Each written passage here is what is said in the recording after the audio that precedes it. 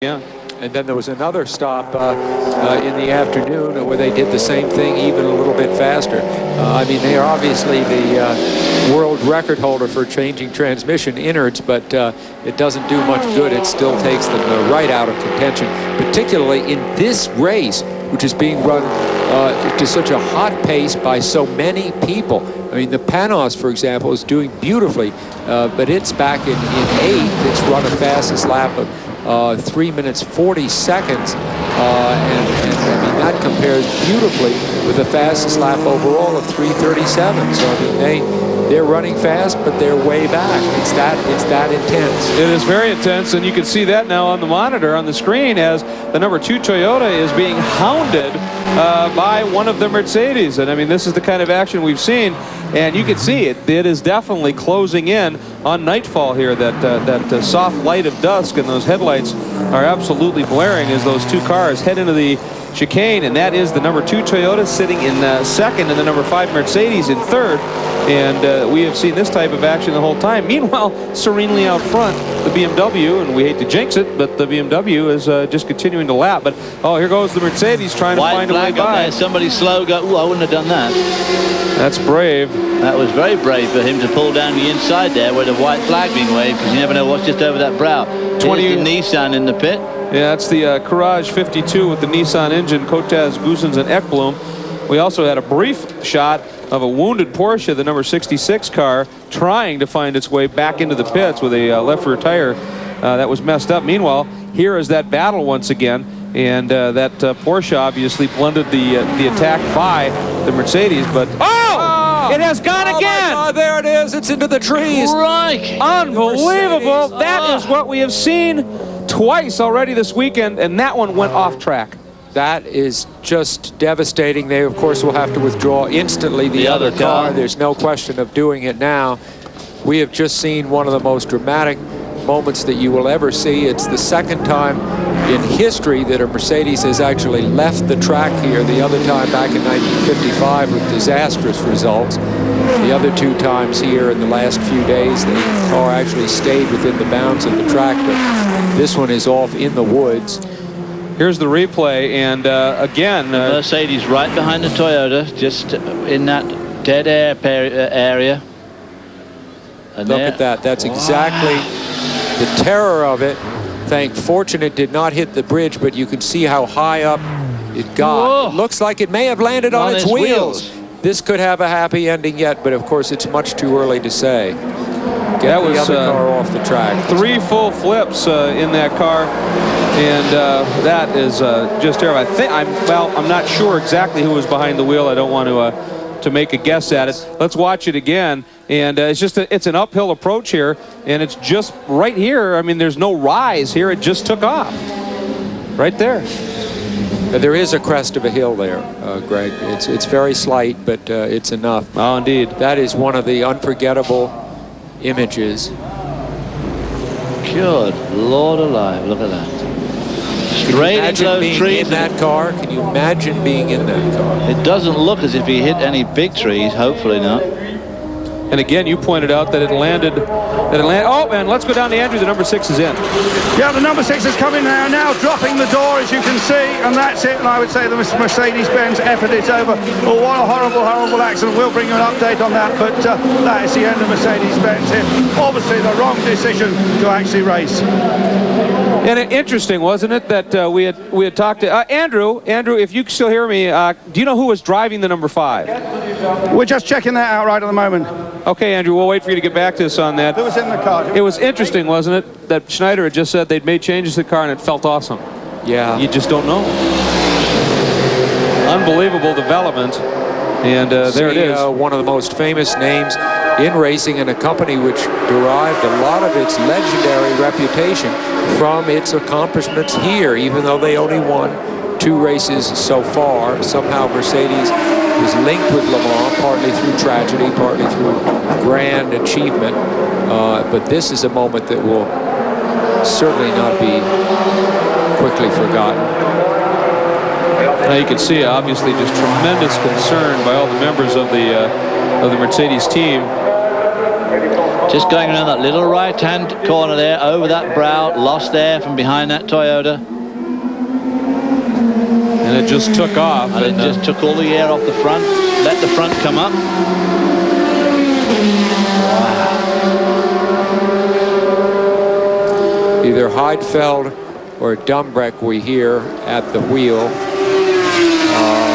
One of the two rookies. Of course, yes, right, Christophe Bouchou, former winner here. Heidfeld, the sensation of Formula 3000 this year, and Peter Dumbreck, a very nice young man that we had the privilege of meeting just the other day. He's been doing Formula 3000 or Formula Nippon in Japan, it's called. This is not the kind of advertising Mercedes likes to have. I think they're putting the safety car out because he went off in a place where it's going to be hard to get in there to that car to cut him out. We were just on board briefly with the number 51 Chrysler, and you could see safety car out front, and there it is now as it is out trying to just rein in the field. And you're right, Sam, where he went off, we could see a couple of emergency vehicles trying to get to that portion of the track, and this track fast enough to start with, and blind curves and brows and the light, so obviously I think a wise decision that they are bringing that safety car out. They have to sort things out here, certainly, and we will be back here momentarily to update you as to the developments at the scene of the number 5 Mercedes-Benz incident. We'll be right back.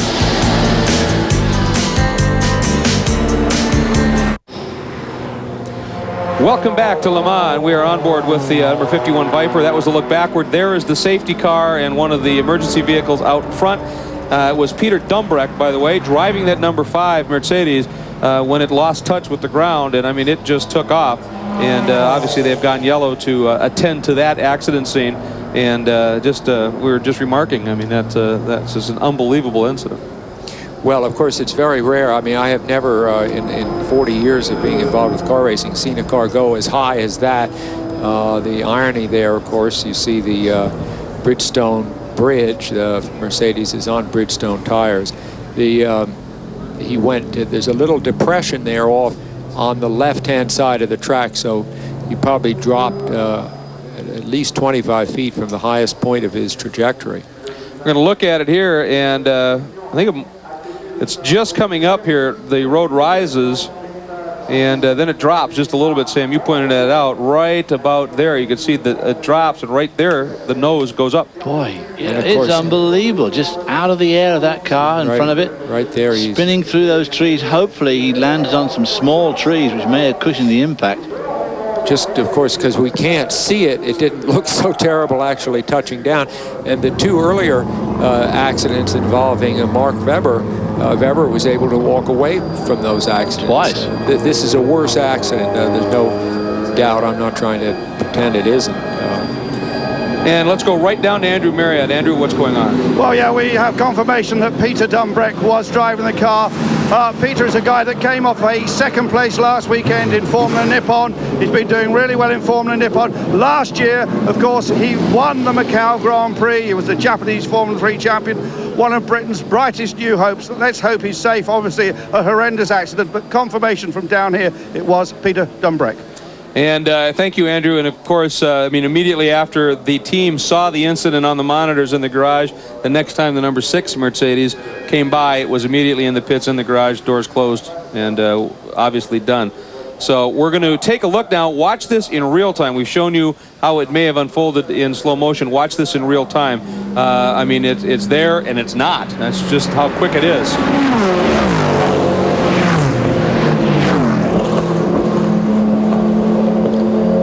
Unbelievable. Well, one great thing is there was no fire. Yes. You see no fire. That's one great step forward. The next great step forward is a lot of trees breaking the fall. It looks as if he hit on the back of the car and more or less upright, I think. And in a hollow, a little hollow where, yeah, you're right. I mean, just unbelievable. So, once again, there's a good shot of the Mercedes garage, and it has not been a happy Le Mans for the great German Mark. We'll be back.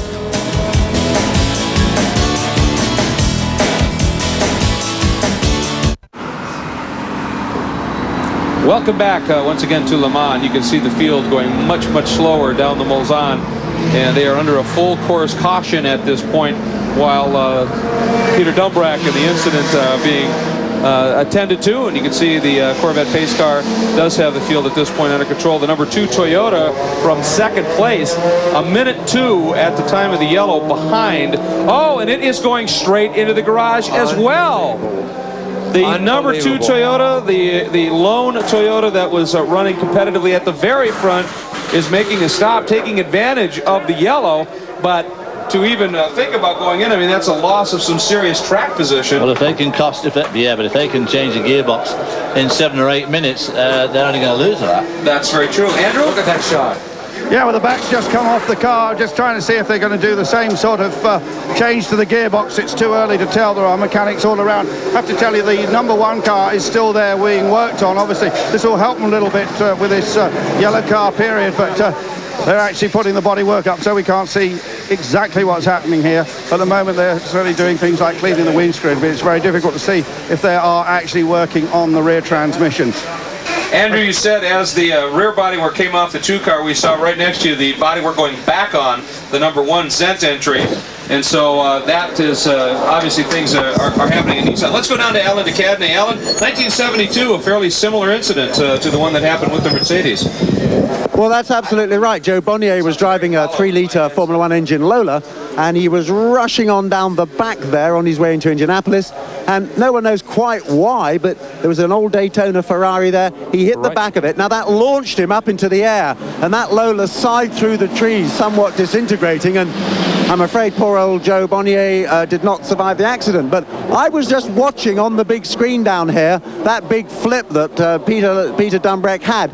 And you know, the car slowed down in the air quite dramatically due to all that drag on it, and I'm just hoping and praying that it landed like over the top of the trees and into the bushes. And if it landed well, there's no reason why he shouldn't be able to survive that, because I've had a really good look at those Mercedes. They're immensely strong cars. You know, that's a composite carbon tub, and you look at some of those ghastly Formula 1 accidents where the cars go rolling around the place, and Martin Brundle's own accident that he had in his Formula 1 car, and he survived it. That accident is definitely survivable, and I sincerely hope that that's what we hear has happened, and that Peter's basically come through that all right. Well, Alan, you're right. And when it landed back first into the whatever might have been there, all the protection of the engine and everything that may have prevented anything happening. Let's go back down to Andrew. Yeah, we're down here in the pits. The number 1 car is now back on pit lane. They are changing the tyres. Martin Brundle is at the wheel, and he is going to go out in just a moment. And it looks as if the bodywork is going back onto the other car, the number 2 car. So that wasn't such a major problem, obviously. Maybe they were just checking that gearbox thing, but it did come in very quickly. Alan McNish, we were just about to talk to him. He suddenly brushed us aside because obviously there was a big drama, and we're being pushed around a bit around here, but it does look as if it's not such a serious situation with number 2, but I will endorse exactly what Alan said about that Peter Dumbrack incident.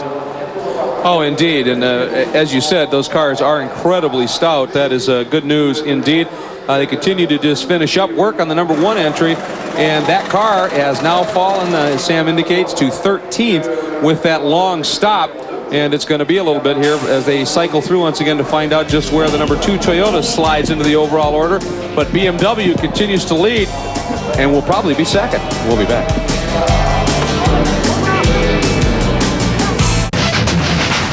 Welcome back, and as you can see now, there are some more emergency vehicles arriving on the scene. Obviously, you will take every conceivable precaution here and bring whatever you can to the scene. The field is under yellow, so you do not have to worry of cars going by at any type of speed. And one would suspect, if nothing else, certainly that Dumbrack would be very shaken up, and it would just seem a very smart move to get him in the ambulance and get him back and have him checked out. I mean, I'll tell you what shakes me up is how long all this has taken. I mean, I think it's a terrible. Looked over and over again at the accident, and it took a while to get the pace car out, the safety car out, but it took even longer to get anyone physically to the scene. Now, I realize it's a remote area there, and it's a very long track, but in this day and age, you'd think they'd have it covered. I mean, the pace car had been passed twice before that first hospital car got there, and then the ambulance has only just arrived, and it's 5 laps ago this incident took place. mean, for one thing, what if it had caught fire? Thank goodness it didn't. I just can't get over, frankly, meeting Peter Dumbreck for the first time just a few days ago. They're sending that in for him, of course, and finding just an absolutely delightful and modest young man, just starting out really in his career. A great opportunity presented to here and driving for Mercedes. He didn't really feel a real part of the team yet. I don't think he'd made a couple of laps, not enough to get his boot right in it. And then the race started, and as you'll recall, he was the starter of that car, and he forced it right up into third place right off the bat. He had a terrific Formula One kind of start. All right, Andrew Marriott is down with Toyota there. Andrew? Yeah, well, just clearing up the situation about the number 2 car. You will notice that the garages are empty. The 1 car is back on the track. The 2 car is back on the track. Now, what actually happened with the 2 car is that it came in and changed rear brake discs. Now, when you work on the pit lane here, they can only have 4 guys on the car. If they put it back in the garage, they can use about 16. So the strategy at Toyota was, let's put it in the garage. We can change those discs quicker. So it wasn't a real drama. It wasn't quite a scheduled stop. But because the car was actually on get my teeth back in, sorry, under yellow, they decided that was a good chance to change those brake discs. Well, and that's a very good point. And of course, those cars use those carbon brake discs, which, while they're incredibly effective and can operate under extreme heat, they do, as you see from the carbon dust all over the sides of the cars, it abrades away, and you end up eventually clearly needing to change them just to get some thickness back to your braking. And of course, a window of opportunity to open for them, so they took the opportunity to get all those people working on the car. Very smart move by Toyota, and as you can see, the garages are empty. The cars are on track. Welcome back to Le Mans, and that is the shot overhead. That is where the Mercedes ended up, and as you can see, it indeed cleared the big trees and ended into landed in a hollow, and it did appear to end up right side up. It rotated quite a bit, of course, but it is parked right there, and as you said, it is not in any big area. But you can see just to about the middle of the screen to the right, there is a big area. That's where it hit, bounced, and then stopped. So it definitely got away off the track, but it was carrying a heck of a lot of speed, and it got awfully high at the same time. You know what it looks like? An aircraft accident. But then landing in those trees like that and sliding backwards through the trees, it would be losing energy all the time. So hopefully Mr. Dumbreck's in pretty good shape. There's a very good chance, I think, that he's going to be A-OK, because it certainly lost a lot of speed in and they were able to get quite to it easily too. Look, David, the door basically was either torn off or just openable there. That looks pretty good. The car's just sitting there. I mean, it looks a lot worse than it really is.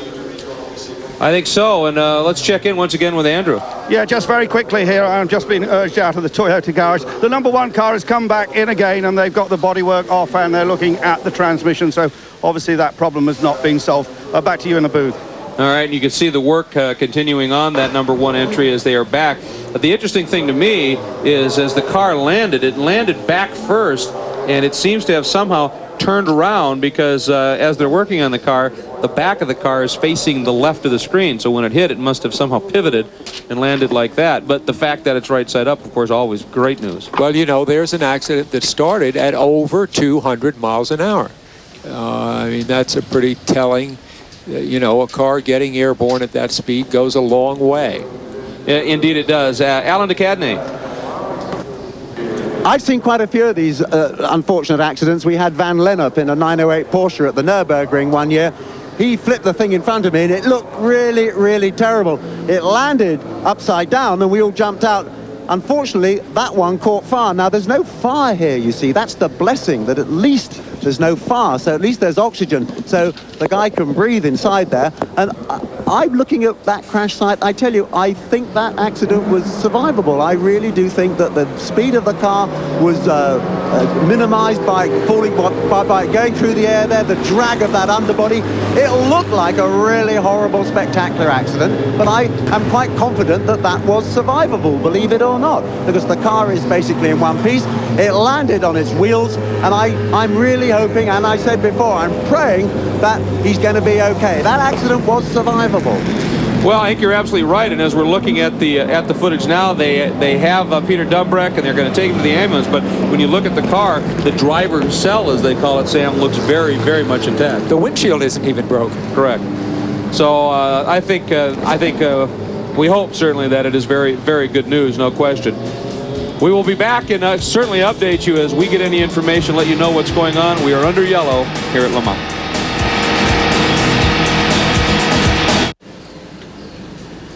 Welcome back once again to Le Mans, and Peter Dumbreck is now on board the ambulance, and of course will be taken immediately to the medical center.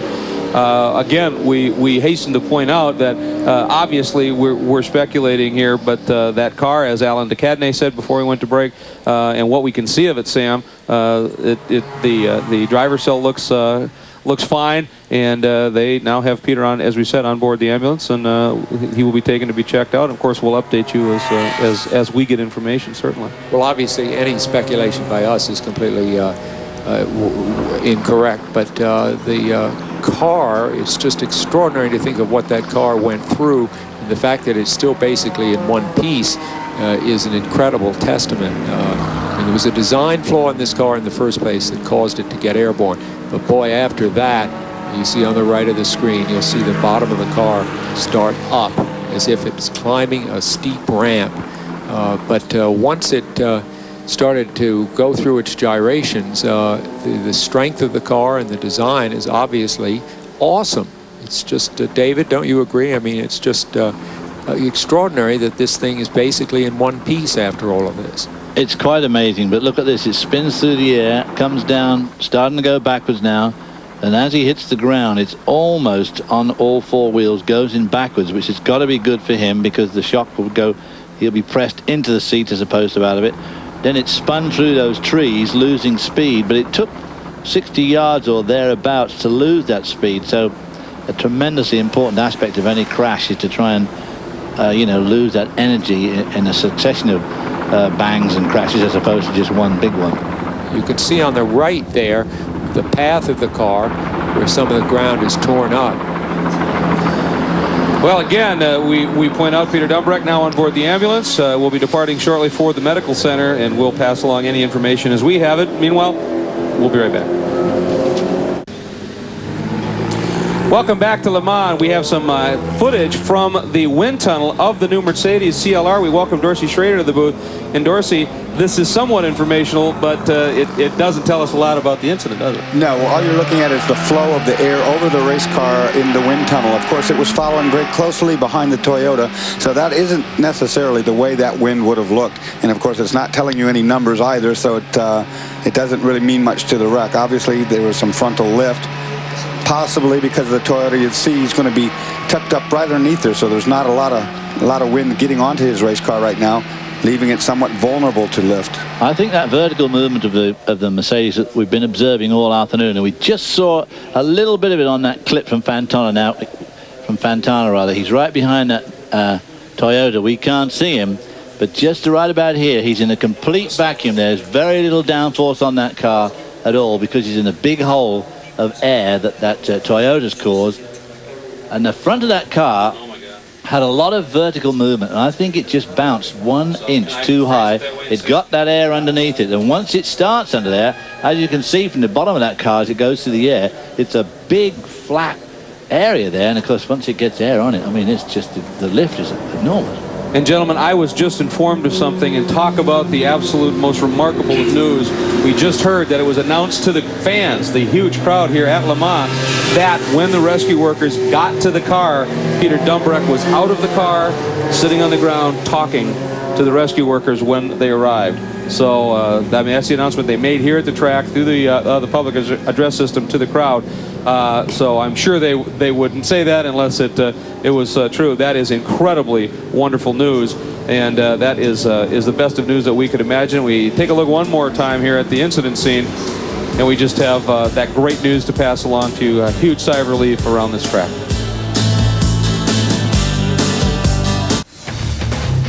Speed Vision's coverage of the 24 Hours of Le Mans is brought to you by Porsche, who wish to remind you there is no substitute, and Rolex, the watch of excellence the world over.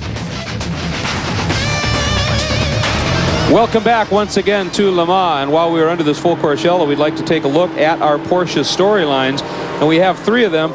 First of all, well, let's take a look at the second one, since we're looking at the BMWs. The BMWs seem to be incredibly strong right now, David. Well, they've been looking strong right from the beginning of the race. There's no doubt about it. They've been running very strongly, not quite as quick as the Toyota, but their big ace in the hole has been the fact that every time there's a stop for fuel, they go for at least one more lap. And as this race progresses, that is going to be a major, major plus for that team. And they have had faultless stops when they have stopped, and that savings here and there is going to pan out. All 3 Mercedes now, as here comes Peter Dumbrecht down into the pit lane. Let's go down to Alan de Cadenet. Alan? I'm right down here by the medical centre. I've come down here to see the ambulance is actually arriving. It's going to turn in here, of course. And yeah, Peter's in the back there. There's a whole bunch of doctors in there with him. They've got the... Oh, there's no drips up or anything. In fact, I can't see. They're going to close the door as soon as we get in there, but everyone's looking fairly pleased. There's no sort of grave faces there. I think the guy's going to be okay. The ambulance has moved into the medical centre. They're going to close the doors, of course, so we won't be able to actually see inside, unfortunately. But it doesn't look too grim. Yeah, they're not sort of rushing particularly. Yeah, he's going to be okay. He's going to be okay.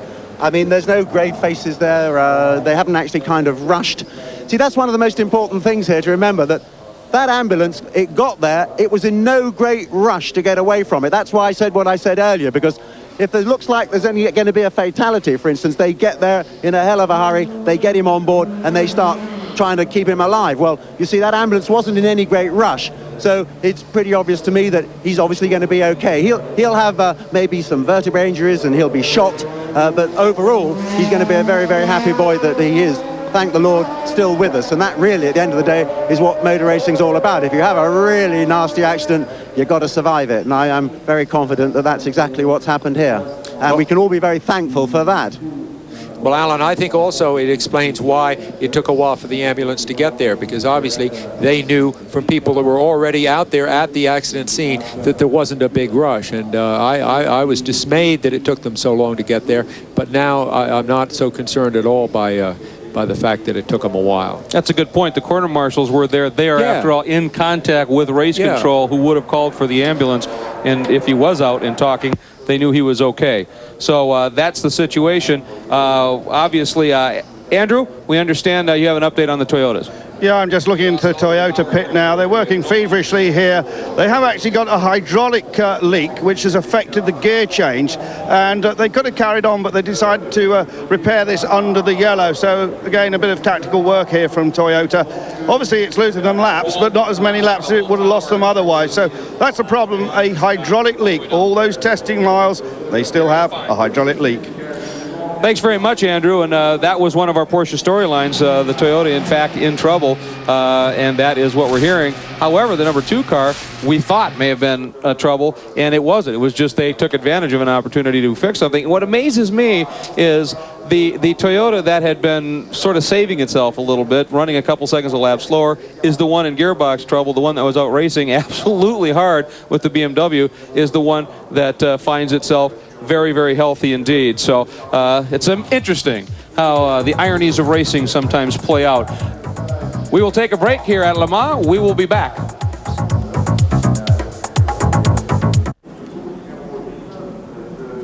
Speed Vision's 4th annual Speed Weekend International is packed with over 24 hours of live race coverage from around the world. The centerpiece of the weekend, of course, is our 20 hours of live coverage from the famed 24 hours of Le Mans.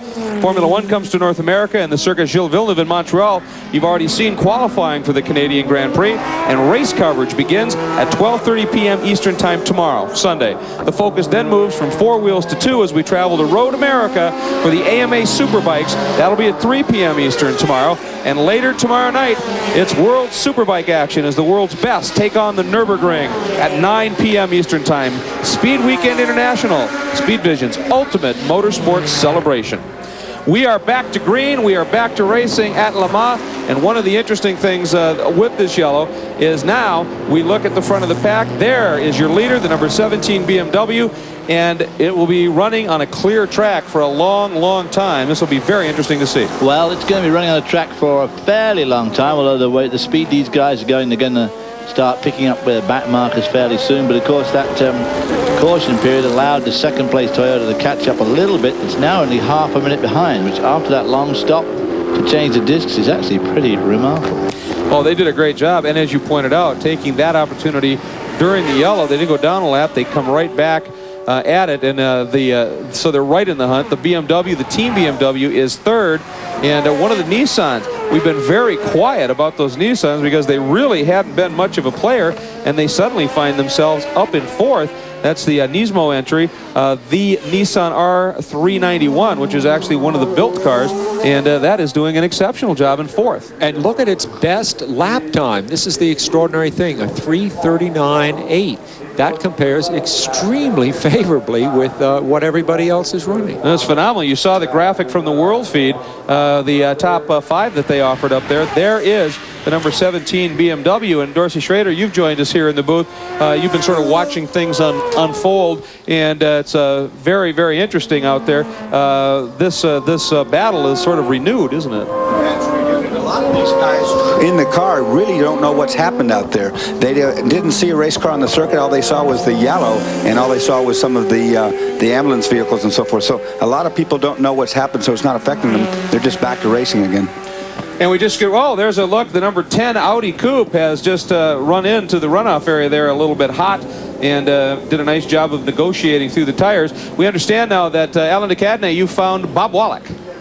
Yes, indeed, I have found Bob Wallach. I walked the whole way down the grid before the race to find him, but he didn't start the race. Now, Bob, I've seen you at Le Mans every single year that I've ever been here, and I know you love driving here, so this is just, what, practice for you for something great next year, isn't it?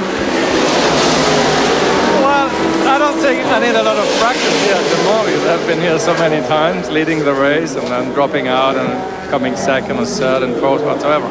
But I'm here because I have a 3-year contract with the Porsche, and I'm supposed to do all the development and racing on Porsche race cars. And this is a new car, a new GT3, which is very promising. But it's young and new, and it has to be tested and raced to become one of the best car in its category. Possibly the best one. We're close, but we're not there. So we're practicing. I didn't see anybody like officially from Porsche, did I? I mean, I thought I saw a familiar face or two, but apparently I was wrong. Well, that's not a factory effort, and that's a private effort. But as I said before, the car is brand new. It's going to be introduced for the customers very soon. So obviously it has been developed by the factory, but it's not raced and entered by the factory. But I don't think it will ever be raced as a factory effort, but we are preparing the future for the customer and for Porsche as well, of course. Well, you look a lot happier and more relaxed than when I often see you here when you're at the sharp end. But of course, this is what we call in England a busman's holiday for you, because next year you're going to be up the sharp end. I know that. I was going to tell you, just wait for next year. Yeah. Because this year it's fun and there's no pressure whatsoever. But next year, it's going to be tough. Well, I tell you, if there's one man in this world who deserves to win this race at least once before he finally hangs his hat up, it's the great Bob Wallach. And I, for one, would very much want to be here when he does it, hopefully next year. Bob, thank you very much indeed. And I think we're going back to the booth. Thanks very much, Alan. Folks, you can see the number 1 Toyota of Martin Brundle and the rest of the squad, Emmanuel Collar and Vincenzo Sospiri, is back in the pits. That one looked fairly routine. It did. It showed the beauty of the car and the speed with which they work on that Toyota, that crew. I mean, they've done all these tests and they practice, but notice the car, it's almost a car like you see inside of it in a way. Look down the side, you see the radiators in there, you see down the inside of the front wheels. It's sort of like a woman who's wearing a bikini but wearing a light shirt over it. It's like double layering of things. It's a fascinating looking car. It's very different than the others along the pit lane. And it also, one thing, when those black wheels, when the brakes go, when it gets dark, that highlights that red. And I mean, and it's almost more of a feeling of being able to look, as you said, under the skin. Yeah, you speak of the, that is exactly right, another layer. You speak of the darkness, you see the headlights blaring on the cars, but it really isn't a great deal darker than it was an hour ago, and it's 9:30 here now in northern France. We're way up north of Nova Scotia, actually, I believe, in terms of latitude compared to the United States. And there's still plenty of daylight left, and we've probably got another hour where you could, for example, read the newspaper. It's getting pretty cloudy, though. That rain they've been talking about, the clouds in the background, we saw them when Peter Dumbrecht's car did its flying job. There's some very, very heavy clouds coming up from the southwest end of the circuit. Let's hope that doesn't pitch an awful lot of rain on them when it does get dark, because at least in the daylight you can see it coming. The look is less Monet and more Flamenco. Absolutely. Just what you were going to say. Let's hope it doesn't. The words right out of my mouth. Let's hope it doesn't become more El Greco. That would not be good. Darcy Schrader, I have to ask you. You ran the Daytona 24 hours this year. There's a lot more nightfall there, certainly. But, of course, they have the lighting system. What's your take as we watch it get dark here and racing into the dark at Le Mans? Well, this is where it really becomes magic. Like Sam said at the opening, this is when the lights on the car really illuminate things. You see the brake rotors glowing away, exhaust systems, turbochargers white hot out the back. And, of course, the drivers now, their eyes slowly becoming adjusted to the night. Dorsey, David and I are probably too washed up to ever do this race, but you're in a position to do it someday. You've never done it. What is your feeling now that you see it unfolding? Would you like to be out there right now? Oh, I would. The whole weekend I've had just the itch like crazy to get out there, because we've driven the circuit around on the outside, and of course during the days when no race cars were on it, we were out, and I already had a mental feel of what it would be like to run here. One thing about this racetrack with the long straightaways, it gives the driver time to rest. It gives him time to sit back, gather his breath and so forth, which I guess you need to do for the end of Mulsanne. I think you need to gather all the breath you got in your whole body. But it has got some great corners as well, those fast corners. That approach where Peter Dumbrecht went over, that approach to the Indianapolis complex, the Porsche curves, Tertre Rouge, I mean, these are all terrific corners to get right, and it's a great accomplishment for any driver to do it well, and you feel so good about it. And of course, it is a 3-minute, 30-odd second lap. So it's not all, you know, going round and round inside a great big fishbowl. I mean, this is one of those places where you and the car really get an opportunity to stretch your legs and really get into it. And what visuals we are getting. The glow from the headlights off of the guardrail, almost surreal, as dusk is upon us here at the Sarth.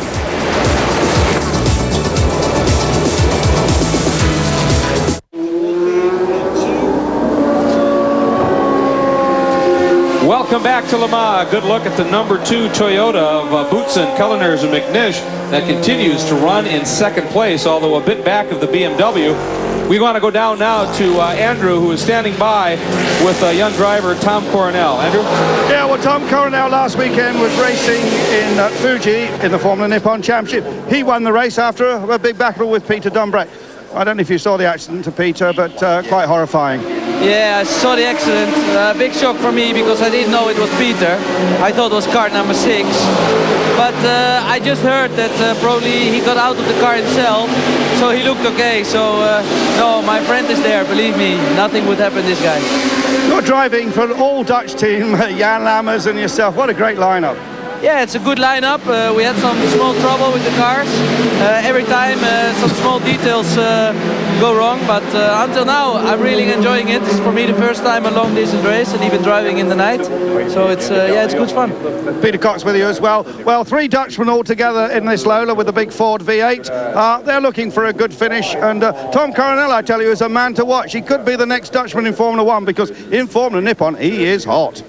He is very quick indeed and has been. That's the Conrad Motorsports entry that we were talking about. And obviously, I mean, he would have been very interested in pursuing information on pit lane, and seems quite okay. So that's always nice. We like to see that kind of it. But there's the number 1 entry from Toyota that has been in and out and in and out and in and out, but it has now fallen to 21st overall, and it's 75 laps complete, so over 10 laps back of that lead BMW. When you think really of what happened in this race, it went 4.5 hours, and then everybody was in there. Now, there were no retirements among the leaders. I mean, it was very exciting and surprising things were happening, particularly BMW doing so well. And then suddenly, bam, lightning struck. I mean, you know, while Dumbreck was having his problem, while Peter was off in the woods there, you know, Toyota was pushing cars in and out of the garages like they were going out of style. And the entire complexion of the race changed, and we've now got BMW, who's basically was considered a few hours ago a long shot, with a big lead.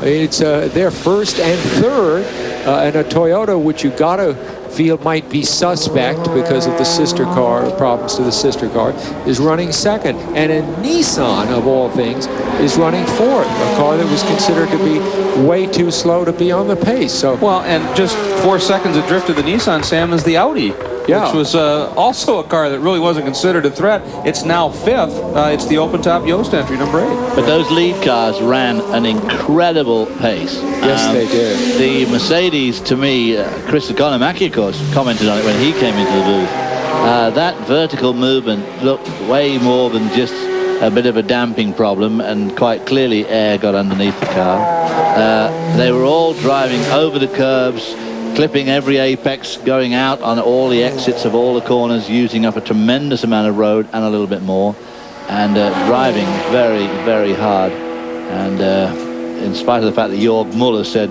that this was an easy pace and they were kind of saving themselves for tomorrow morning, it didn't look too easy to me. I think that was a little bit of a gamesmanship. And I think it's taken its toll. Obviously, that the number 2 car that came in, the Toyota car that came in, and they changed those discs, as Andrew said, they changed them early. Well, they probably had to change them early because the things were shot. Obviously, it was in their window of opportunity, and they took the opportunity when the caution period came out, so they were able to get them in and lose virtually no time at all. It's still only half a minute behind the BMW. The number 1 car, though, of course, with their problems, is now down close to 10 laps.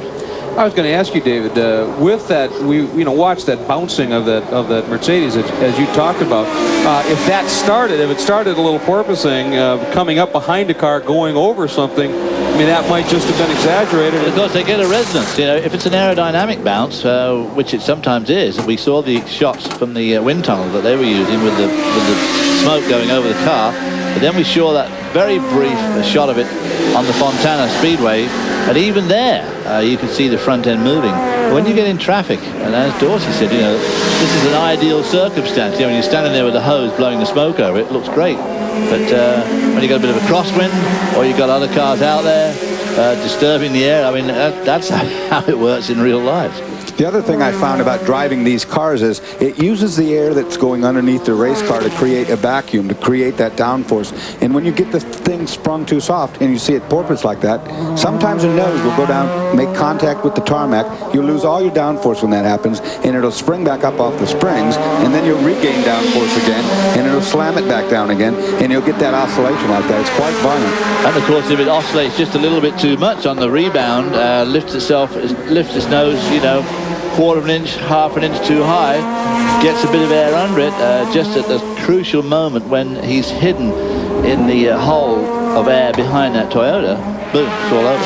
I want to ask you something, Dorsey, real quick. They had talked earlier about Schneider said they'd made some changes, last-second changes to that Mercedes to try and get more downforce on the nose of the car. What would they have done from your perspective, having driven these cars? Well, unless they have some aerofoil in the front they can adjust, they can put rake in the car, raise the rear ride height a little bit, and plant the nose more. That tends to usually give it more front downforce and a little bit of rear roll at the same time. But would they have softened up spring rates and stuff to maybe get it to start? They could have softened the spring rates. That'll also, you know, lower the front end down like that. Another thing about these cars is that rear wing on these cars is, of course, an upside-down airplane wing. It's positioned to make downforce. In other words, instead of lift, it's downforce. But when you turn it up in the air, it makes lift. by the way, Dorsey, you want to jump in? That incredibly awesome Judd Lola is in the pits, and it is blowing a lot of smoke out the back of that machine. Again, Christoph Tinsu is, I believe, that's the driver behind the wheel. He was the starter, and it is going right into the garage, and it is smoking. And as you recall, when Alan Decadney did the report at the very top of the show, he said this car is very quick, it's fast. If the engine lasts, it could be a player, and that looks like it's smoke coming right out of the exhaust. That's exactly where it's coming, and that's a very, very bad sign when it's pumped out the back like that. You see it's a white smoke, usually indicating that it's not just oil, but it's probably got water in there as well. That is a very tough break. Let's go down to Alan. Yes, it's not looking too good at all, I'm afraid. There's a load of nasty-looking steam coming out of an exhaust pipe. Now, that isn't oil smoke. That's not fuel smoke. That is good old-fashioned steam coming out of the left exhaust pipe. So I would suggest that this engine's punctured its water jacket, that a valve's gone into the head or something like that, dropped a valve perhaps, I'm not sure. But when water comes out of an exhaust pipe, that only spells one thing. Major tragedy, I'm afraid. Yeah, I could even see water dripping out of the pipes. Oh, my God, what a shame for them. This thing was running so well. I think they're going to close the old barriers down because really it's all over. Yeah, water dripping out the exhaust pipe, not good, and a lot of steam. I'm afraid it's a terrible tragedy for them. It's just blown up basically. And of course, the rules stipulate you cannot just replace the engine once the race has started. You cannot even, to certain extents, rebuild it. You have to use some of the original block and the like, and if that's damaged, you're done. And that looks to be the case with the Judd Lola.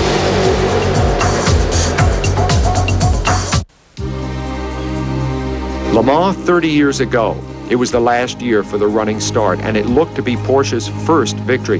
Their new 917s and proven 908s dominating from the beginning and looking invincible. But one by one, they retired. And when the leading 917 was pushed away with only 3 hours remaining, the Ford GT40 of Jackie Ickx and Jackie Oliver held a slim lead over the surviving Porsche of Hans Hermann and Gerard Larousse. For the last hour, Ickx and Hermann swapped the lead back and forth, sometimes more than once a lap. A 24-hour endurance run had boiled down to an all-out sprint. Out of White House for the final time, they appeared. And at the flag, it was Ickx by mere yards, the closest finish in Le Mans history.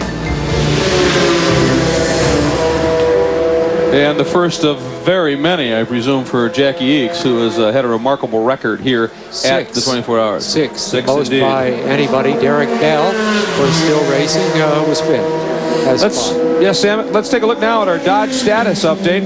And currently in the GTS division, they are looking very strong. The Vipers in control, the Team Arica cars running first, second, and third in the GTS class, 16th, 17th, and 21st overall. Then the number 55 entry runs 5th in class, 25th overall. The 56 entry runs 6th in class, 27th overall. And the number 50 entry runs 29th overall and 8th in class. So quite likely the GTS division strongly dominated right now by the Dodge Vipers. And Andrew, you've got more information on that Viper story. Well, I've actually got the team manager, Pierre Dudon, here, who had about 4 class wins when he drove for Mazdas. Very experienced man. Pierre seems to be going very well here at Dodge Viper. Yes, everything is going fine at the moment. We have all 3 cars leading the class, and no problem at all so far to report. Any dramas at all? Any dramas at all?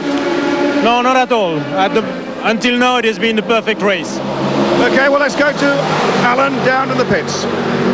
Thank you, Andrew. I tell you, I've had more than enough excitement for today, so I'm in fact going to leave the story now, go and have a little rest. I'm going to hand over to Speed Vision's Diana Binks.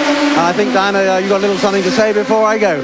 Thanks very much, Alan. Yes, I'll be looking after the pit lane throughout the night, and I'll be updating you on everything as it happens.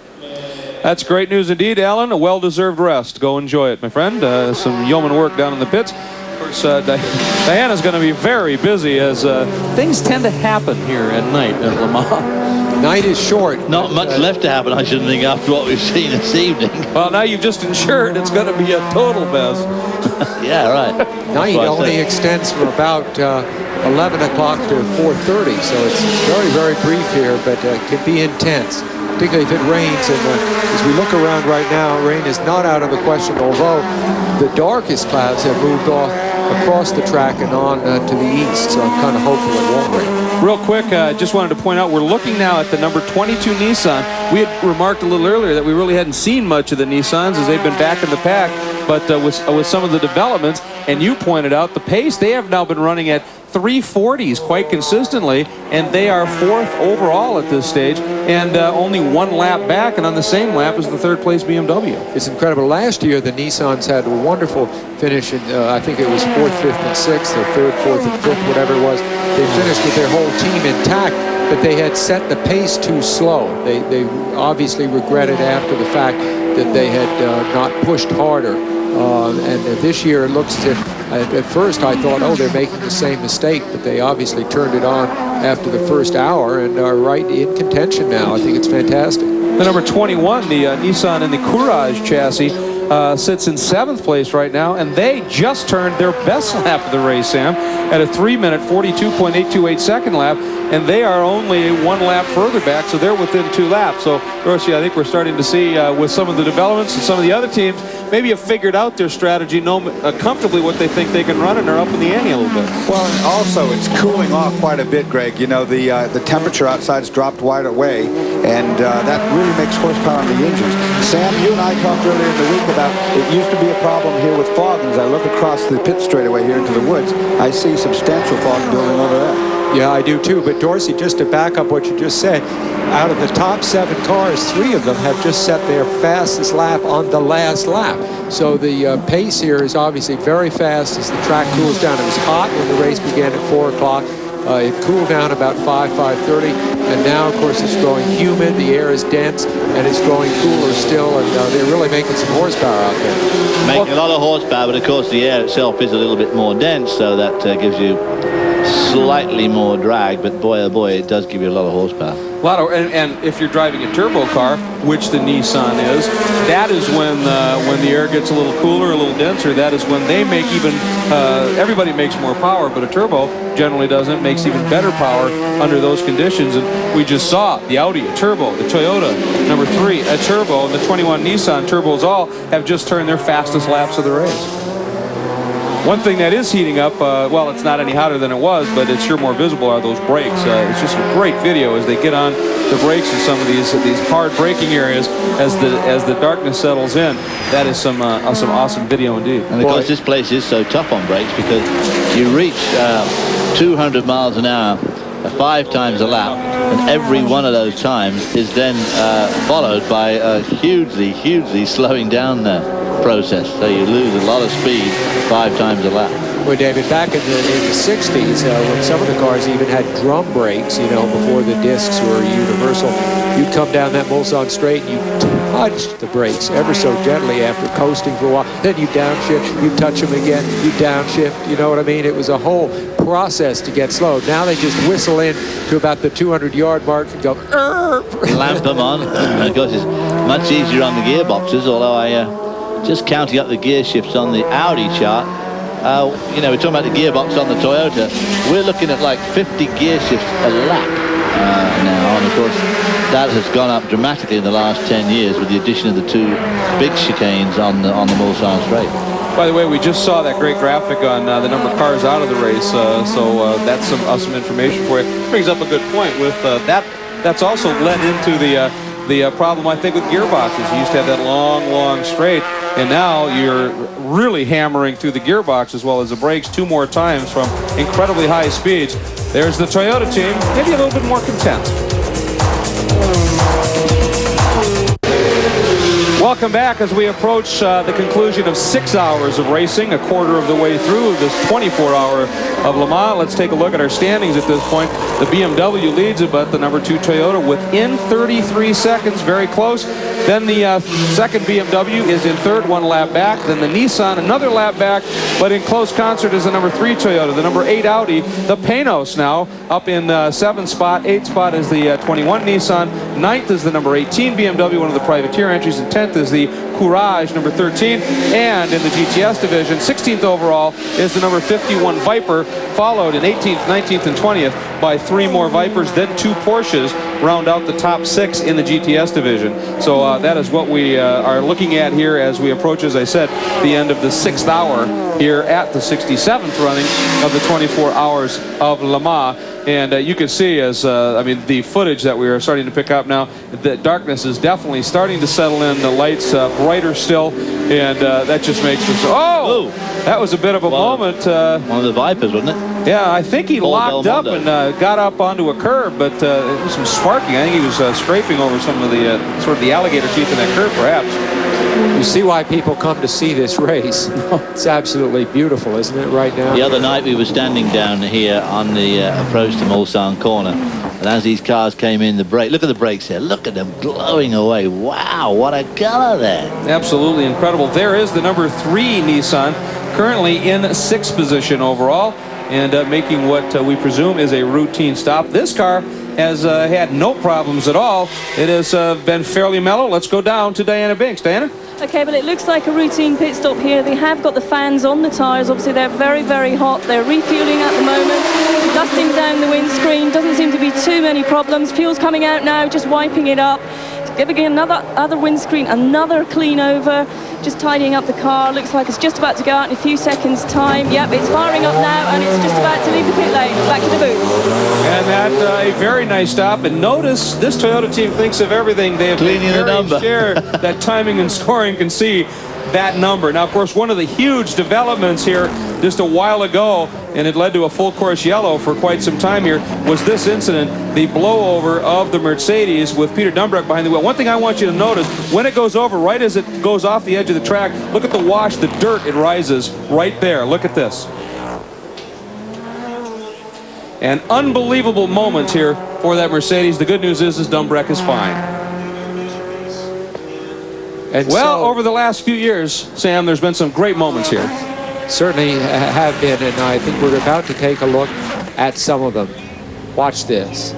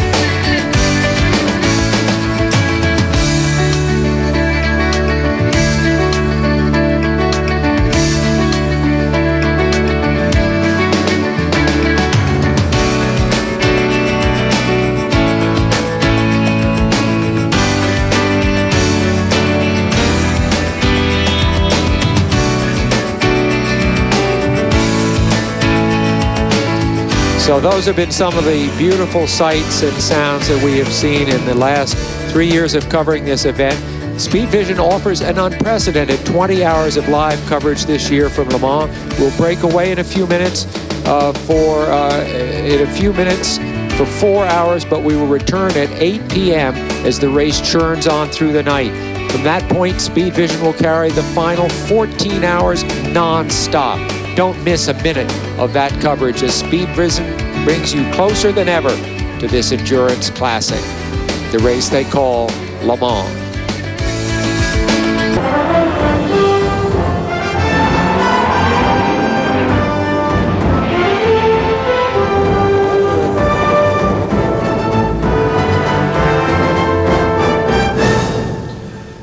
Hello everybody, I'm Andrew Marriott, up here in the commentary booth with me, Dorsey Schrader for his very first Le Mans. Dorsey, I first came here in 1965. I've got a year or two on you, and another first-timer in the pits doing what they call the graveyard slot, because here in France, it has just gone 2 o'clock in the morning. They've been racing for 10 hours, and Dorsey, what a race we've been seeing. I'll tell you right away that the BMW, the number 17 car of Christensen, Leto and Muller, continues to lead.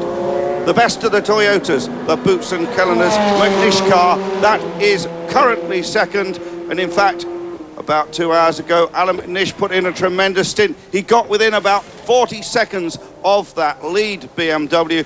And now that gap has widened a little bit. It's just about 2.5 minutes right now as they pass us.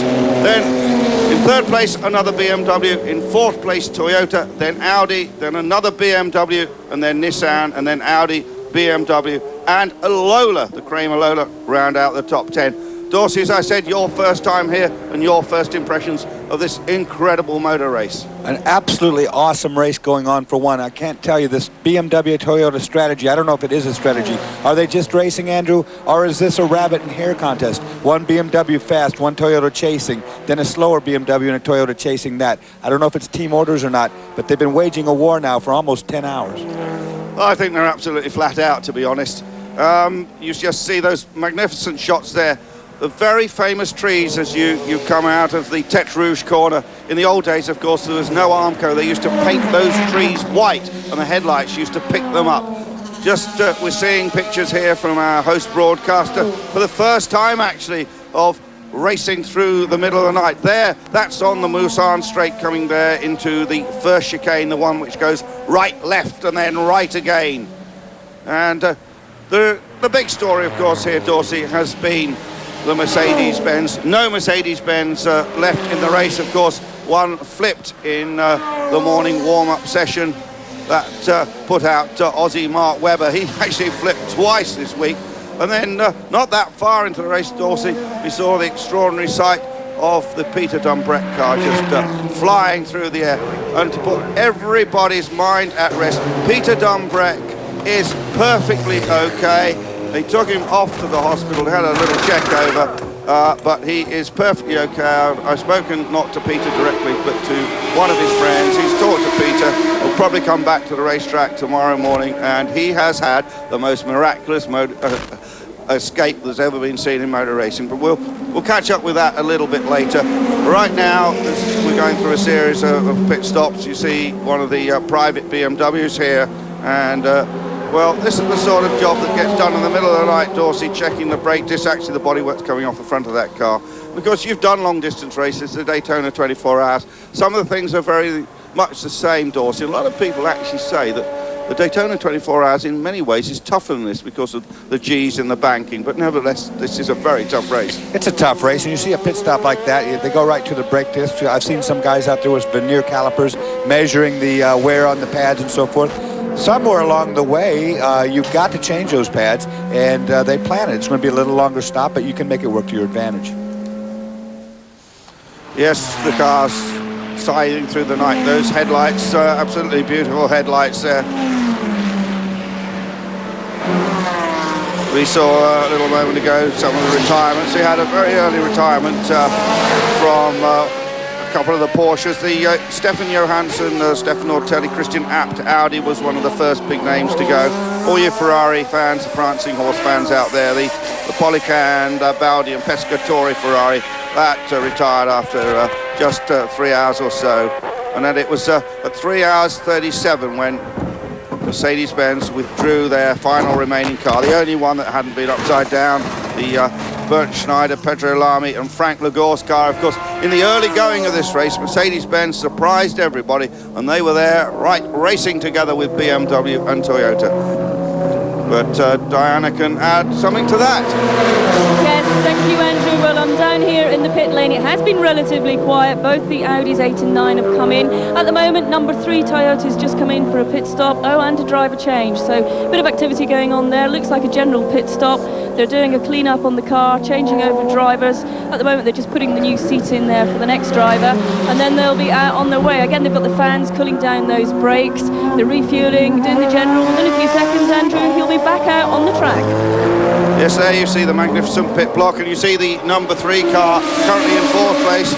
The rattle guns going, and certainly that Toyota team, very well drilled indeed. The team boss of that is Uwe Andersson, a former top Swedish World Championship level rally driver, who's run Team Toyota Europe for a number of years. This is the Katayama, where he's the lead driver in that car. And, well, there you see the car just about to go off. The door goes down, and we'll go to a quick commercial break here at Le Mans.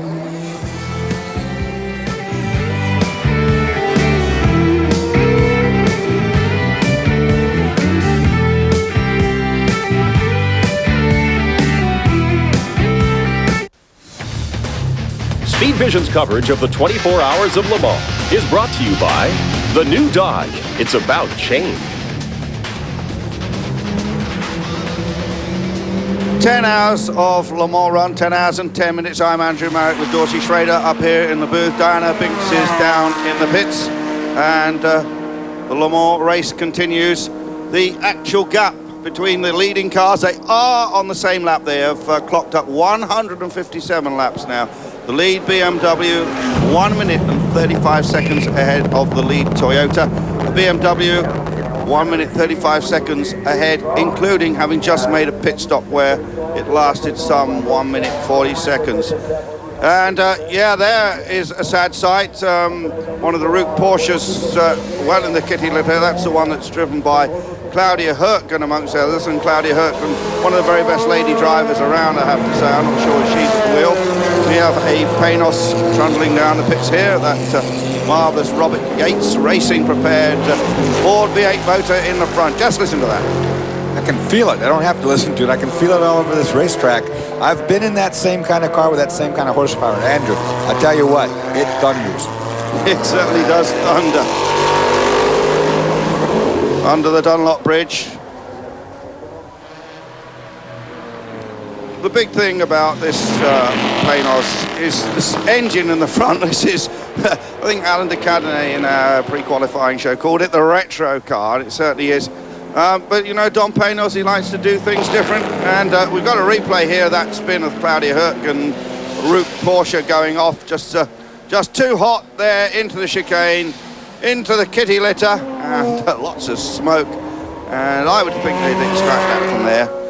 Now, we know those 911s don't like to be braked hard while turning, because all that momentum of that weight, the engine in the rear, snaps them right around, just like that happened right there. I'm sure they'll get him out of there. That's the other thing about having the engine over the rear wheels. It gets pretty good traction. Yeah, you get good traction there. As we said, one of the big stories has, of course, been this incredible incident with Mercedes-Benz. And let's just take a look at some of the images from earlier. Young Scottish driver Peter Dumbrecht goes flying into the air, 30 or 40 feet. Look at it, cartwheeling, crashing down into the trees there. And then we look down on this shot. Dumbrecht being stretched away, although he did actually climb out of the car himself, I understand.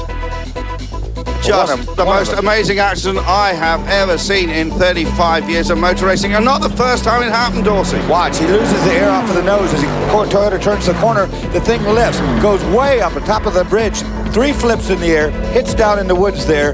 A very, very lucky boy was Peter Dumbrecht. There's Peter Dumbrecht's mother with Anne Neal, who's actually the manager of Mark Webber. But we can pick up a comment from one of the other Mercedes-Benz drivers. That's the former winner, Christophe Bouchot. What did he think? We don't know exactly the situation, why the car landing like that.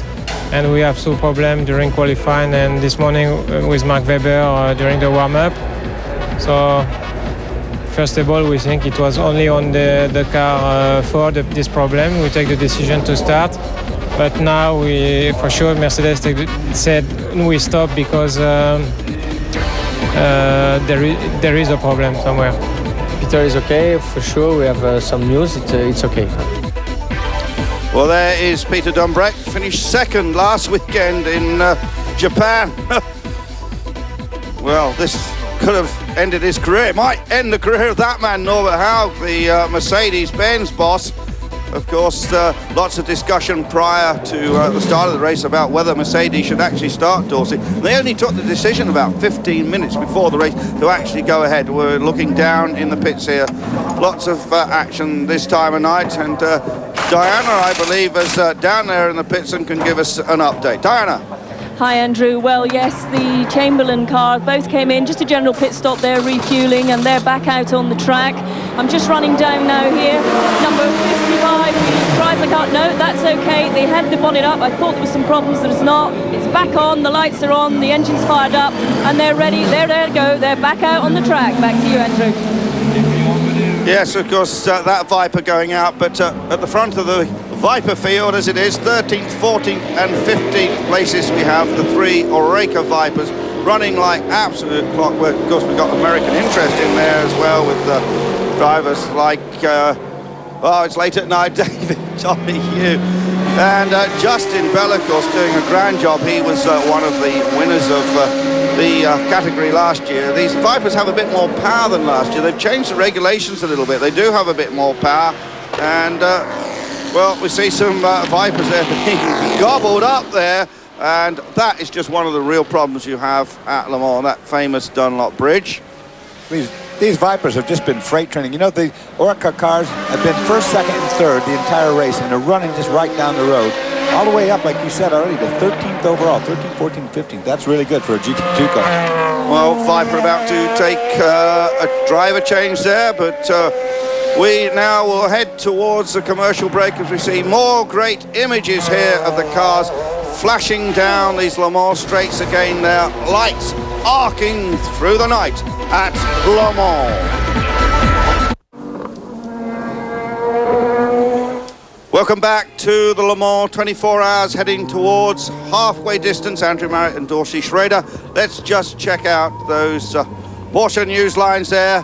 Peter Dumbreck, he is okay, survived the highest flying accident ever in motor racing. Martin Brundle, #1 driver for Toyota. His #1 Toyota car is out of the race after a lurid spin, maybe a tyre delaminated. And BMW, yes, they are strong. They are up there at the front of the field, first and third. Those are the big stories here at Le Mans 24-hour race. The number 61 car there in the pits, just getting its headlights cleaned. There's a lot of dirt flying around. This circuit actually, Dorsey, cleans up a lot. When they first practiced here on Wednesday evening, the cars first went out at 7 o'clock on Wednesday evening. It is so dirty. About 2/3 of this racetrack is public road, and then the rest of it used to be public road, but is now actually a special piece of course built just for the 24-hour race. They did that some 20 years ago, but the rest of the course is really dirty, Dorsey. But we've got Diana down there with a story. Diana, what do you see? Okay, well, I'm at the 51 garage. It's not looking too good. There's a lot of steam coming from the car. The drivers actually got out of the car. All the mechanics are looking around, although they are about just to change the wheels, do a bit of a tidy up. Can't quite see. I think one driver, no, another driver is getting in, so there's obviously activity going on. Oops, and they just, oh, someone's fallen over and they've dropped a wheel, shut the door again, another wheel on. They're just doing it, and they'll be back out on track, I would think, in just a few seconds. Yes, Diane, I think we saw Olivier Beretta climbing aboard there. Now, Beretta is considered by many to be the #1 driver of that team. And Dorsey, you're spotting something in the shot. Well, I've seen these guys working real hard there on the brake rotor, and they've got, it's gravel that's in there, Andrew. They've got a bunch of gravel. These must have been in the gravel pit, and it's one of the mechanics has spotted a piece of that gravel between the caliper and the rotor disc. And of course, you saw him just scrape that all out of there. That would have ruined the rotor if they drove off like that. Absolutely. Well, one of the biggest dramas we've had since you were away, and let's remind you all that we're going to be here on Speed Vision to the very end of the race. We're not stopping our transmission now until the very end of the race at 4 o'clock French time tomorrow afternoon. This is a race which has seen a lot of twists and turns, but one of the big twists came for Martin Brundle, and that car had all kinds of problems with the gearbox, and but ultimately it wasn't that which has put it out. And let's just check out what happened to Martin Brundle. What he is into the chicane, Dorsey, you read it for me. Fastest part of the course, he has a right rear tire delaminate. You saw it right there. It puts him into a wild spin. Martin, I talked to him. He said he was scared to death he was going to go into that barrier head on. He knew it was going to hurt if he did. But he did a good job of controlling this thing. You see it right here. He has no tire whatsoever. It's cut down. Unfortunately, he drove on that flat tire until it grounded, and the tire came off and wrapped around suspension, and it took him completely out of the race. Yeah, that's right. Well, he got all the way down to what is effectively the last corner. There's Martin there looking pretty unhappy. He got down to the Arnage corner. It's about a mile from the pits, so he didn't quite make it. And obviously, he had made it. They could have fixed that, and he must be so disappointed. We heard from Martin earlier on that, of course, now he has a career as a TV commentator. He's usually in the booth. He works for the British ITV company, and he actually has totally revolutionised that coverage, and everybody thinks it's just the best thing that ever happened. Of course, the great late James Hunt used to do that particular gig when it was with our British Broadcasting Corporation. Now it's with an independent channel. But meanwhile, we've got Diana down there, and she's with Dominic Dupree. Diana. I'm here down in the pit lane. Dominic, could you tell me what's happened? I'm afraid the Radio Le Mans have just jumped straight in there. If you can bear with me 1 second, Dominic's going to chat to me. Come back to me 1 minute. Yeah, those Radio Le Mans guys do that. They put up an absolutely fabulous service. They have a specialist radio station, and it goes from, it's been going since about Tuesday, actually. And, you know, they can be a bit smartly, and maybe Diana can just get a microphone in there. I usually use my elbows and push them out of the way, but Diana's, you know, she's a bit more gentle than me, so she doesn't do that. But we may just check up with Radio Le Mans a little later. They're getting hundreds of emails in, and actually my producer had an email. I heard them read out an email for the producer a little later. There is Diana now, look. Yeah, hi Diana, she's lovely, isn't she? Absolutely lovely. I can't imagine those Radio Le Mans guys pushing her out of the way like that. No, I wonder if Diana can pick it up now. Diana, you got Dominic ready to speak to you? Go on. Yes, Andrew, yes I have. Thank you very much. Dominic, what happened there? There was some gravel in the front tyres? Well, I let, at the moment, I take one lap to the car of the team, and in fact, in this moment, I have a problems with my gearbox. So I let the passage to the other car because I was slowly, and the other car don't take it immediately, and in fact, I was slowly, but exterior of the turn, and the tires take something on the track, and it was not possible after to turn, and I go in the sable, and voilà, and but no problem on the car, I think. Thank you very much. Andrew, that was Dominic there. Back to you. Yeah, Diana's French not very good. Otherwise, I think she would have been better to do the interview in French. His English wasn't too strong with it. I think he was trying to say he went in the kitty litter, but he didn't know exactly how to say it. He went in the kitty litter. He's blaming somebody else. Racing Drivers Book of Excuses, number 2. I'll just give you one of the others. Number 37, I had this directly from Henri Pescarolo, the great Ron Henry in his 33rd race. And we just see now the Martini Dalmas car, the 3rd place car in the pits. They're working there on the car. Henri Pescarolo driving a Matra Formula 1 car. No, sorry, it was a March. It was about 1970, South Africa. He crashed at Leerkop corner, came back to the pits. I said, Henri, what happened? He said, I had the insect in my beard. It climbed up into my eye. I blinked and I crashed.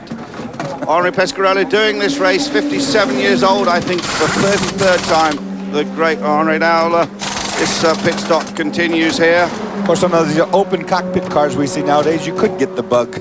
You know, you could get the bug crawl up inside your helmet. I've had it happen. It's not much fun when it does, but yeah, you know, drivers are never at fault. Never, ever at fault. Strangely enough, when they're junior drivers, they're driving things like Barber Dodge, they are at fault, and they seem to learn part of their driving as they learn. They learn through the pocketbook is what they do. Yeah, the book of excuses, we call it. Yes, that's one of the Porsche GT2s there. And oh, now Dominic Dupuis describing in slow motion what happened to Tommy Archer. That's Tommy Archer there on the right of your picture. And nevertheless, the Vipers going very well indeed. 13th, 14th and 15th position. The BMW number 17 still leads from the Toyota. BMW 3rd, then Toyota, Audi, BMW, Nissan, Audi, Courage and Paynos. Paydos rounds out the top 10 here at Le Mans. Back here at Le Mans, the leading BMW is driven by the Dane Tom Christiansen, by the Finn JJ Leto, and by the German Jörg Müller. They have a 1 minute and a 44-second lead over the Nissan, the Toyota number 2 of Thierry Boots and Ralph Kelleners, and the little Scot, Alan McNish, who of course won last year. In third place, the second BMW, Smoking Joe Winkelhock, Pierluigi Martini, and the 3 times winner, Yannick Dalmas. And in fourth place, the second of the Toyotas, the all-Japanese car, with the former Grand Prix driver Ukio Katayama, Suzuka, and Takuya. Get our teeth around that is a little bit tricky, and it's Toshio Suzuki, not Aguri, who's also driving in the race. And then in fifth place, the Audi, that is the first of the Audis, Emanuele Pirro Frank Bila, driving his first ever race here at Le Mans in Italy. And then a man very familiar to American audiences, Didier Taze, who's really having a great time. And then in sixth position, another BMW, and here's quite a story, because this is the private car, the last year's BMW, the German Thomas Bachur, they say is the second richest man in Germany. Bill Oberlin and Steve Soper, they're doing an absolutely great job. A private entry, you might have heard me say earlier in the show that I reckon that was going to finish the best independent. We interviewed Dave Price, the team manager. Dave's absolutely a great guy. He's got one of the biggest composite companies in the world, makes a lot of parts for a lot of these racing cars. Just opened up in Atlanta, incidentally, with a new shop there. You know what's strange here, Andrew? Look at the top 10. There isn't a Porsche anywhere in the top 10. And when was the last time you ever saw that at Le Mans? A very long time ago. Porsche are, of course, right there in that GT class, the almost standard car class, because they totally dominate that. They're the only cars in there. But in the GT class, the GT2 class, as I call it, using the old nomenclature, put the back into that one, Vipers in 13th, 14th and 15th places. But it is BMW continue to lead here. The battle does continue. The lead BMW is lapping in 3:36. The lead Toyota in 3:38. 2 seconds lost there, that last lap. So here at Le Mans, the action is still very much aflame. Before you go away this summer, remember, you're not the only one looking. They bring those fans out there to cool the wheel bearings and brake rotors and keep the fluid from boiling while that car's sitting still in the pits. Yeah, so that's all going on. We still worry about Thierry Boutsen. And at the front now, our monitor's just updated itself, showing that the number 17 car, which has just been taken over by Jörg Müller, is leading by a big margin for a Le Mans of recent years. 3 laps, 177 laps down to the 17 car. In second place is the number 15 car. And actually, I think there's a bit of a problem going on here, because this car has not yet accelerated away. Maybe get back to Di and see what's happening. A pat on the helmet. I think they were doing some other work, so they had a little chat. Yeah, Di. Hi, Andrew. Yeah, I'm just going to have a quick word with Tom Christensen. He has just actually gotten off the car. They've not finished the bolts on the wheels, so we're just waiting for him. I'll come back to you in a second with Tom. Yeah, you see that little steering wheel there? Formula One technology in that. As we said, this car built by Williams Grand Prix Engineering, designed by Graham Humphreys, who's been coming here for many years, designed some of the Spices, which raced here in the late 80s and early 90s. A very talented designer, and he's done a lot of the work here. And Diana has Tom now. Hi, thanks, Andrew. Yes, I have Tom with you. Now, Tom, that was a bit of a spectacular drive. You're making major headway there. Sorry? There's a great drive there. You're making major headway. What? It was a major drive. You're making major headway there. I beg your pardon. I think Sorry, no, he's been dragged off by the engineer. Well, that happens sometimes, Di. Actually, his English is very good, so I think maybe it's your Scottish lilt that he's not quite in tune with. I expect you'll get him a bit. Meanwhile, we look back at the scene here of Thierry Boutsen. They're being very careful. So I think this has got to be a back thing. They've got him out now. He's got him on the backboard. You see him right there. There's Thierry. And he is going to be brought now onto the ambulance. They'll put him on this gurney here first and then get ready. They're being extremely cautious, moving very gingerly here because you don't want to you don't want to stress any more injury than there is already. I mean, this has been a lot more such drama. And this is, you know, poor Thierry here. Obviously, we don't know exactly what the problem is, but of course, we saw Peter Dumbrecht going 30 feet in the air, landing in the trees, and effectively he just walked away from it. Yeah, it's really one of the fortunate things for him, and it was a horrifying accident, was that he came in and he hit the tops of trees, which broke his fall somewhat before he hit the major impact of the ground. And of course here poor Thierry had nothing whatsoever to cushion the blow except for the tire wall, and of course he obliterated the tire wall as you saw before. I suspect whatever happened to the Toyota when it left the racing surface and that skid mark ended, it became airborne, and it stayed airborne all the way into the tire wall, which means it didn't slow up a lick until it got into that wall. Yeah, well, that's still going on now. Maybe time to update you on the positions in the race. It is, of course, still BMW and BMW. And in third place now, it looks as if we've actually got an Audi now. This is something of a fairy tale. There's Hugh de Chernac, the boss of Team Oreca there, Dorsey. We're hearing, I just heard a report from some of the corner crews that saw this incident, and they said that the 66 Porsche made contact with Thierry Boutsen's Toyota right there in turn one. He caught him in the right rear corner and put him into that spin. Of course, at over 130 or 40 miles per hour, that would be a huge accident. So we're hearing reports of a 66 Porsche involvement in this accident that sent Thierry Boutsen into the wall so hard. Yeah, I think that would make sense to me. Just to carry on with our rundown. The lead at the moment by some 3 laps by the Christensen, Leto and Muller car from the Winkelhock, Martini and Daumer similar BMW. And then it's the Audi, the number 8 car, has moved all the way up into third place. So, well, the thrill goes on here at Le Mans. It is BMW very much in the ascendant here. Toyota, the last hour's been bad for them. We'll be back in just a couple of moments here on Speed Vision. With Jörg Muller. Thank you, Andrew. No, I'm not with Jörg Muller. I'm with Tom Christensen. Eventually, I'm afraid, we didn't quite manage to get him before. Tom, a very dominant drive from you. Thank you very much. Yeah, it was very good. And yeah, I mean, sorry for car number 2. They gave us very good chase, but obviously it makes our things, my life or our life easier. What happened, I hope he's all right. And yeah, sorry for car number 2, but happy for our own performance. Obviously they must been pushing very hard, trying to catch us, and things like that can happen. Can you win it, Tom?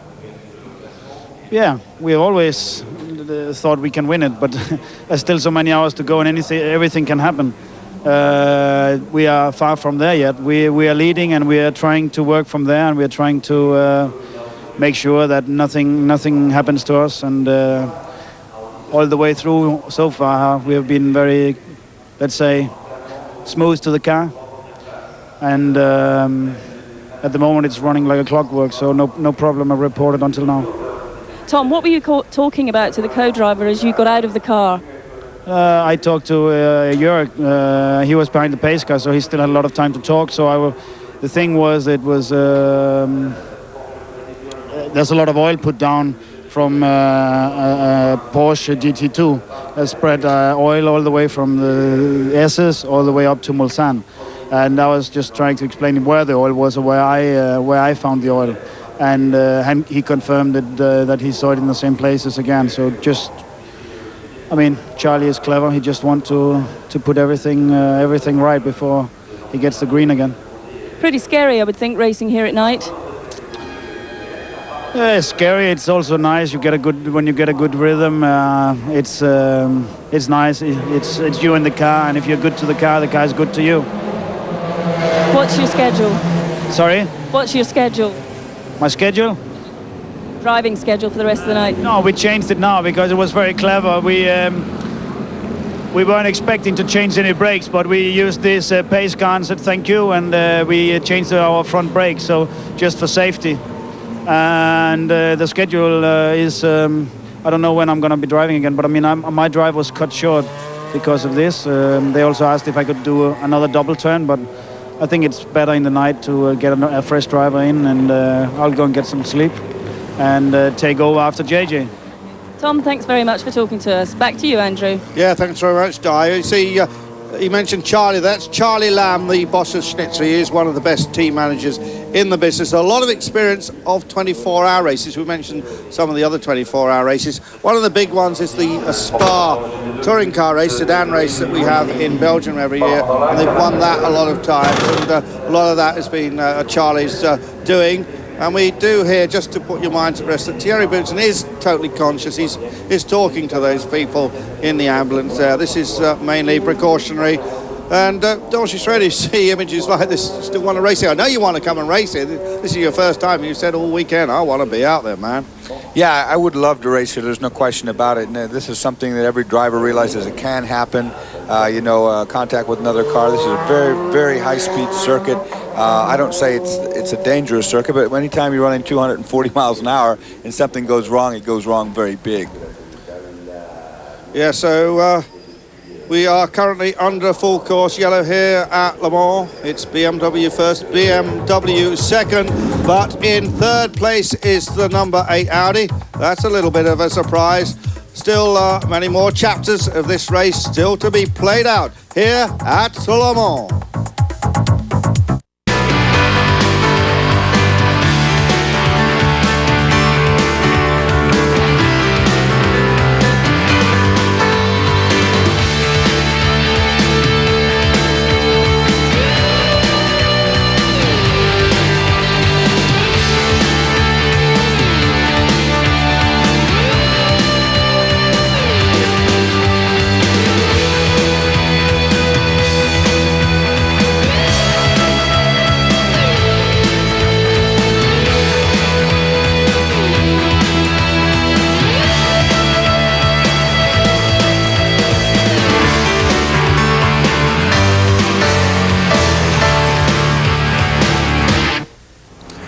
Yeah, scenes mainly from the 1997 race, and about the only thing we haven't had here in 1999 is fire, thank God.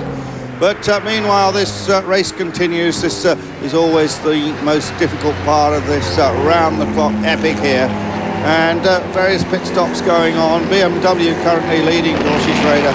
And, of course, they are under yellow at the moment, and certain teams, as we heard, using this, using tactics, coming in, doing jobs which would normally lose them maybe a lap. Don't lose them a lap if they come and do them now. Maybe that's the case down there with that particular Viper, one of the private cars. Quite a lot of Vipers have now moved into private hands. And Dorsey Schrader, what's your view at the moment? Well, you know what happens. You're exactly right. If you think that you have something that might be going wrong, one easy thing, for instance, if you know you have to change front brake pad rotors, well, you do it right now. You take the time, come in, you get the thing down instead of losing all these laps. If you think you've got a clutch or transmission problem, you know, you go ahead and take this time now and replace that transmission, even though it might not have broken yet. If you suspect anything going wrong, this is a perfect time to do it. Now, all these teams are thinking the same strategies.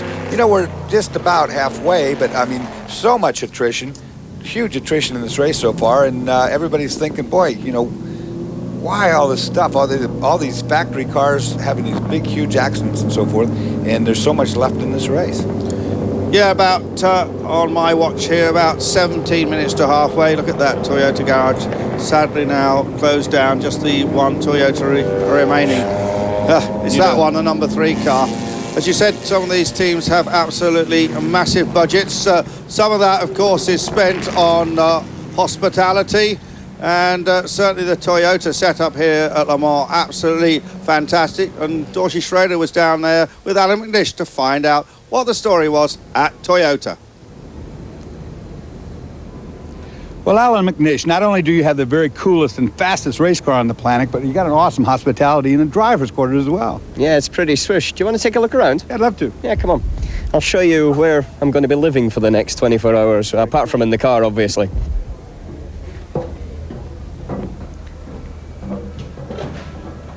As you can see, Dorsey, each driver's got his own little unit so that he can relax and get everything ready on his own.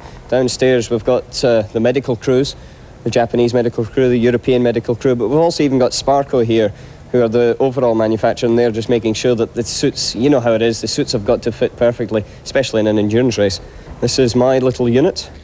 Well, Alan, I see that you brought the model of the winning Porsche from last year for good luck. Yeah, you always need a bit of good luck at this place. Explain to me here your helmet. What's all this device you've got hooked up there? Well, that's a Swedish system where it's got a hot air fan that blows air through the helmet and just dries it out, because when you've been in the car for 2 or 3 hours at 45 degrees Celsius inside the car, it can get a little bit hot and sweaty, and there's nothing worse than getting into a hot, sweaty, cold overall at 3 in the morning. Looks like Toyota's taking care of about everything here for you. Yeah, they really have. Just the small details are the final add-on part. They've obviously taken care of the car. We saw that in the pre-qualifying and the qualifying. But the things for the drivers, that's just the last detail that's very, very important. Yeah, well, Alan McNish sadly will not have to put any overalls, either clean or sweaty, back on, because that car is now out of the race. And part of that perhaps was the part played by the number 66 car, which apparently clashed with Thierry Boutsen, who was driving the Toyota at the time, and Diana Binks is down there with the team management of the number 66 car. What have you got there, Di? Well, actually, I've got Michele Montrino. Michele, tell me what happened with the car. I have a crash with a prototype. When he overtake me, they crashed me on the right side, and they break me the right fender, and I must come to the stand to repair. Did you see the Toyota? Yes. Did you hit the Toyota? Yes, a big crash. Big crash. Did you touch the Toyota? No, I don't touch the Toyota. It's a prototype. I don't know who is it, but it's a prototype, not a Toyota. Shelley, thank you very much. Bit of confusion there, Andrew. I don't think he actually touched the Toyota, as he said.